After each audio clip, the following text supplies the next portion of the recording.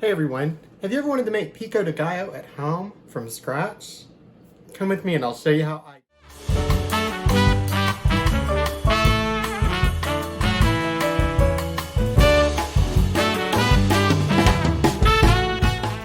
Hey everyone, Marty here with Marty Knows Tex-Mex. And today we're going to make Pico de Gallo from scratch. So you control everything that goes into it. You know exactly that the ingredients are fresh and natural, and you control the spice in it. So let's get started. All right, so what I'm going to use is 7 tomatoes, 2 jalapenos, 2 cloves of garlic, this half an onion, this half a lime. I'm probably not even going to use the whole juice and half a lime, and cilantro. Everything's been washed, but my first step is to get the skin off the tomatoes. I keep these razor blades right by the sink, so I get a nice clean razor blade, and I'm going to make a cross on the end of each one, not the stem end, the other side. And then I'm going to blanch those in boiling water. Then what I'm going to do is get a pan of boiling water, and I'm going to drop the tomatoes in there for about a minute each, and then I'm going to retrieve them and put them in an ice bath.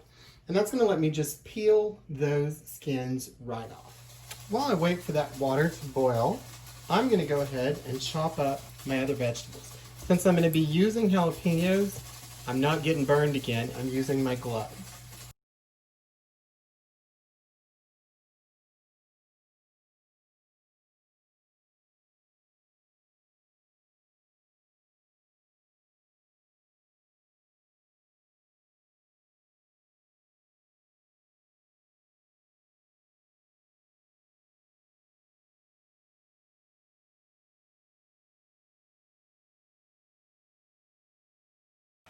Okay, I gotta tell you, when it comes to cilantro, I was in the It Tastes Like Soap camp, and then I started hanging out with someone that liked it. I started putting it in the stuff I made and tasting just a little bit of it, and within a month, I got the profile. So it's just because people haven't tasted it and it's not in their palate.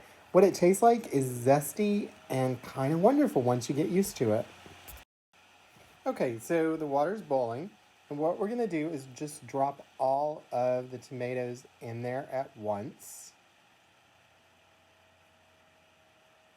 And then I'm actually going to get a little container and I'm going to put ice in it. And so then we can create an ice bath for them after they come out. So there's this much ice. I'm gonna add a little bit of water.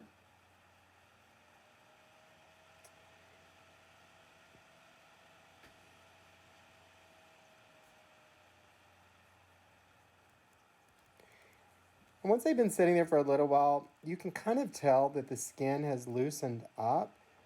And even if you really can't, as soon as you drop it in the ice water, the skin is going to kind of just melt away.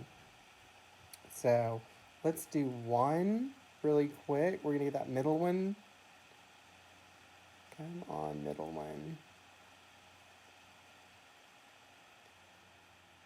And you can tell that it's already coming off. The skin is already coming off. And as soon as I move it around in this cold water, it's just already peeling off on its own. It's super, super easy. And the reason you don't want the skins on there is the skins kind of, number one, they don't really digest. So it's just fiber, which I'm sure is good for you. But I just don't like it.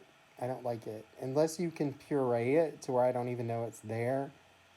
It's just a chewy that I don't like. So we're going to speed through these really fast and then we'll finish up.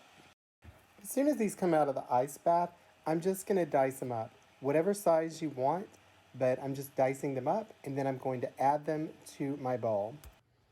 Basically, I'm just going to now stir this up to combine everything.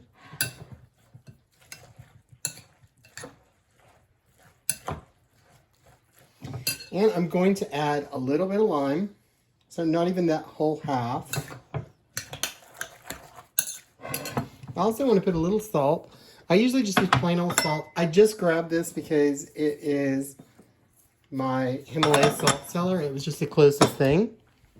And I'm also going to put just a little bit of black pepper, just a little bit, just really for color. Now, this is ready to serve right this very minute, but it is better if you'll put it in the refrigerator and let it marinate overnight. And I put it in just a mason jar. Oh, that smells so good. I'm going to taste before I put it in a jar just to see if it needs anything else. That is perfect. So that made about 40 ounces, close to 40 ounces. At Sam's, the 48 ounce is around $6. Everything I used to make this was definitely under $2. And that includes the 2 tomatoes I didn't put in there. And if I'd used 2 more tomatoes, it would have been 48 ounces. So it is very inexpensive and it is delicious. And you know exactly what's in it, so it's also nutritious.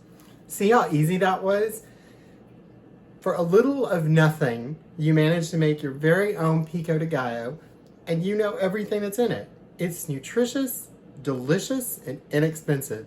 It's just the way I like things. Thanks for Tex-Mexing with me. I'll see you next time.